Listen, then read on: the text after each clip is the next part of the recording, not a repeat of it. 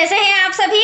I hope अच्छे होंगे, right. चलिए, मैं योगिता प्रजापति वीडियो चैनल पे आप सभी का स्वागत करती हूँ और आज मैं आपके लिए लेके हूँ एक्सरसाइज 9.1 का क्वेश्चन नंबर 3। तो प्लीज ध्यान से समझिएगा और लाइक शेयर करना मत भूलिएगा। ओके बच्चों, हाँ, क्वेश्चन नंबर 3 जो है वो दिखने में काफी बड़ा है, बट इसका जो सॉल्यूशन है वो छोटा है। तो प्लीज ध्यान से समझिएगा और इसके साथ मैं ड्रॉ भी बनाती जा रही हूँ क्योंकि ड्रॉ इंपॉर्टेंट है बच्चों। अगर ड्रॉ आपने समझ लिया तो आपको कैलकुलेशन में प्रॉब्लम नहीं आएगी। ठीक है, तो आइए स्टार्ट करते हैं। देखिए क्या कहना है इस क्वेश्चन में। एक ठेकेदार बच्चों को खेलने के लिए एक पार्क में 2 फिसलन पट्टी लगाना चाहती है। ठीक है, 5 वर्ष से कम उम्र के बच्चों के लिए वह एक ऐसी फिसलन पट्टी लगाना चाहती है जिसका शिखर 1.5 मीटर की ऊंचाई पर हो और भूमि के साथ 30 डिग्री के कोण पर वह झुका हुआ हो। तो सबसे पहले हम 5 वर्ष से कम उम्र के बच्चों के लिए फिसलन पट्टी बना लेते हैं, राइट। देखिए कैसे बनाएंगे। अब आपको थोड़ा सा ड्रॉ समझना होगा। यहां मैं लिख लेती हूं 5 वर्ष से कम। अब देखिए 5 वर्ष से कम और कितने मीटर की ऊंचाई हमें लेना है? 1.5 मीटर की ऊंचाई। तो हम सपोज यहां से, अब हम तो बुक में बना रहे हैं, कॉपी में बना रहे हैं, तो इस तरह से मैं 1.5 मीटर की ऊंचाई ले लेती हूं। ठीक है,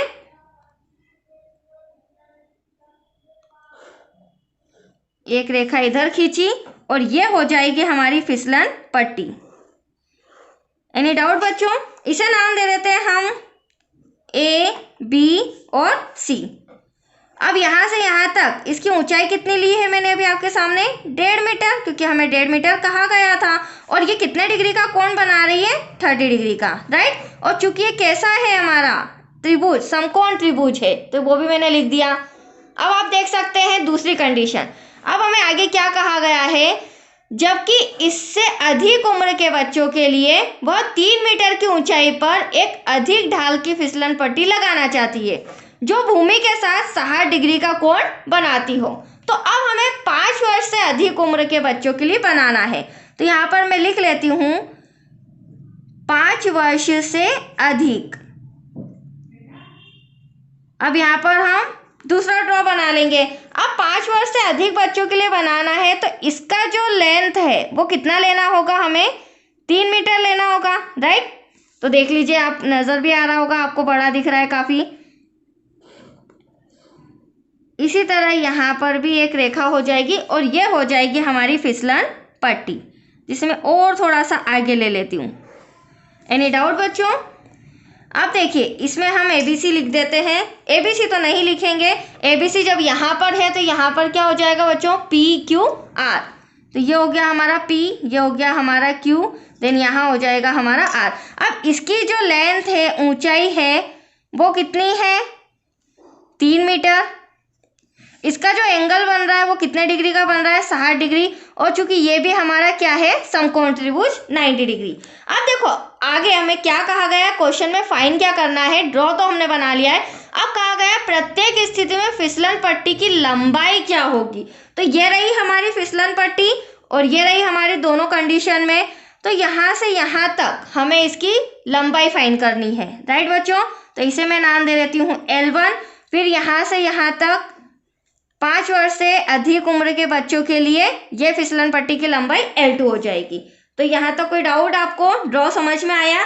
चलिए फटाफट रिटर्न करते हैं। अब हम लेंगे त्रिभुज ABC।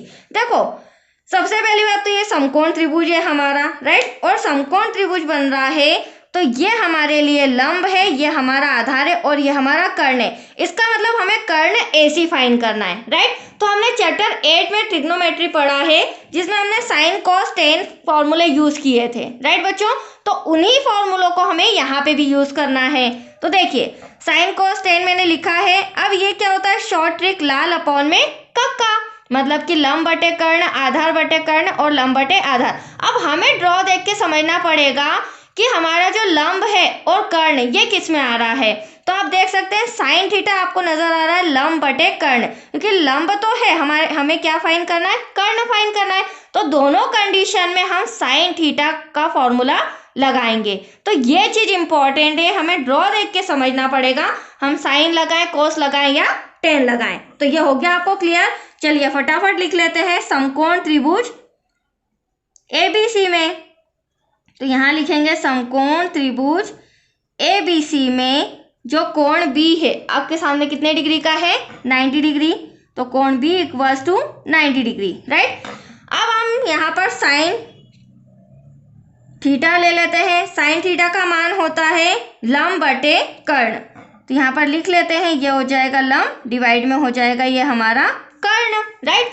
अब देखिए साइन कितना दे रखा है, कोण थीटा जो है हमारा 30 डिग्री का है, तो यहाँ पर हम 30 डिग्री ले लेते हैं, इक्वल्स टू लंब हमारा ए बी है और कर्ण हमारा ए सी है। अब अगली स्टेप में हम क्या करेंगे, इनकी वैल्यू पुट कर देते हैं, राइट बच्चों। थोड़ा सा कॉपी इस तरह से कर रही हूँ। अब देखिए बच्चों, हमारा 30 डिग्री का साइन 30 डिग्री का मान क्या होता है, जो कि ट्रिग्नोमेट्री टेबल से आएगा आपको, वो होता है हमारा 1/2। अब ए बी हमें 1.5 मीटर दे रखा है, ए सी हमें फाइंड करना है। क्रॉस मल्टीप्लीकेशन कर लेते हैं, इजी हो जाएगा। ए सी का 1 में करेंगे बच्चों तो ए सी आएगा, मैं यहाँ पर लिखती जाती हूँ, और 1.5 में 2 का मल्टीप्लाई करेंगे तो पहले हम यहाँ पर रिटर्न लिख लेते हैं, 1.5 मल्टीप्लाई बाय 2। अब ए सी इक्वल्स टू, ये हमारे लिए 1.5 है और ये है हमारे लिए 2 गुना है, तो 1.5 का डबल कितना हो जाएगा, 3 मीटर। तो एटलीस्ट जो हमारे 5 वर्ष से कम बच्चे हैं, 5 वर्ष की उम्र से कम बच्चे हैं, तो उनकी फिसलन पट्टी का लेंथ, लंबाई कितना आया है, 3 मीटर, राइट। ये फर्स्ट कंडीशन में तो आंसर आ चुका है। अब हमें निकालना है पी क्यू आर त्रिभुज लेके 5 वर्ष से अधिक बच्चों के लिए फिसलन पट्टी की लंबाई। तो चलिए अब हम आ जाते हैं समकोण त्रिभुज पी क्यू आर में। देखिए यहाँ पर लिखूंगी, अब मैं इसे यहाँ सॉल्व कर रही हूँ, ध्यान से समझिएगा बच्चों। समकोण त्रिभुज पी क्यू आर में कोण Q equals to 90 degree, right. अब यहाँ पे भी हमें देखने की जरूरत नहीं है, क्योंकि हमें कर्ण फाइंड करना है, तो एटलीस्ट हम यहाँ पर क्या लगाएंगे, साइन थीटा ही लगाएंगे। तो साइन थीटा इक्वल्स टू आपका हो जाएगा वही फॉर्मूला, लंब बटे कर्ण। अब साइन हमें कितना दे रखा है, 60 डिग्री, राइट। तो अब यहाँ पर क्या हो जाएगा, आप ड्रॉ में देख सकते हैं, लंब हमारा पी क्यू और कर्ण हमारा पी आर। तो यहाँ पर हम पी क्यू और पी आर ले लेते हैं, तो यह हो जाएगा हमारा पी क्यू और डिवाइड में पी आर। अब देख सकते हैं साइन 60 डिग्री का मान होता है √3/2, राइट। आप 8 चैप्टर अगर आपने अच्छे से किया होगा तो इस सब में आपको प्रॉब्लम नहीं आएगी, क्योंकि ये उसी से मिलता जुलता है, ठीक है। अब पी क्यू हमारा है लेंथ 3 मीटर और पी आर तो हमें फाइंड करना है, वही बात हो जाएगी, क्रॉस मल्टीप्लीकेशन करना। पी आर का √3 में मल्टीप्लाई करेंगे, √3 मल्टीप्लाई बाय पी आर, और 3 का 2 में करेंगे तो एटलीस्ट 3 2 जा 6 आ जाएगा, राइट बच्चों। अब इसे हम आगे ही सॉल्व करते हैं। हमें पी आर फाइंड करना है, तो इंटू का 3 का आ जाएगा डिवाइड में। अब चूंकि इस चैप्टर में जब भी हर में मतलब कि डिवाइड में अंडर आता है, तो हमें हर का क्या करना होता है, परिमेयकरण। ये मैंने आपको पहले भी सिखाया है सब में, तो एटलीस्ट यहाँ पे हर का परिमेयकरण करने पर उससे हमारा पी आर आ जाएगा। तो डिवाइड में √3 और परिमेयकरण का मतलब क्या होता है, मल्टीप्लाई करना।